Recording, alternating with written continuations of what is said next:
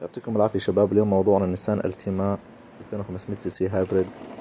مشكلتنا مسفير سلندر 3. الأول شي بنحول السيارة على وضع الانسبكشن مود عشان محرك البنزين يضل شغال، نقدر نحدد المسفير براحتنا. طبعا هيك بعد ما حولنا السيارة على انسبكشن مود نيجي نفحص الإشارة تبع الإجنيشن كويل عن طريق جهاز كي ام 20. سلندر 1 فيه ار بي ام، سلندر 2 فيه ار بي ام، نيجي على سلندر 3 عليه المشكلة. سلندر 3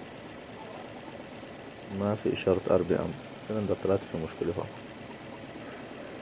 بنرحل الجهاز سلندر 4، سلندر رابع كويله فيه ار بي ام.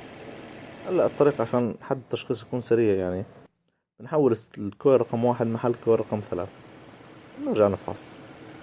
هاي كويل رقم 3 صار فيه إشارة بعد ما حولنا الكويل رقم 1 عليه. كويل رقم 1 ما فيه إشارة. هلا بنجيب كويل جديد ونركب ونشوف كيف الوضع.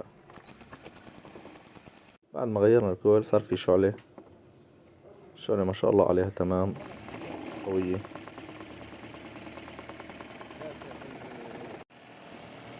وبنرجع نفحص من أول وجديد جهاز الكي ام 20. سلندر رقم 1 فيه ار بي ام، سلندر رقم 2 فيه ار بي ام، سلندر رقم 3 فيه ار بي ام، سلندر رقم 4 فيه ار بي ام. الله يطرح البركة لصاحب السيارة. هلا شو بنعمل؟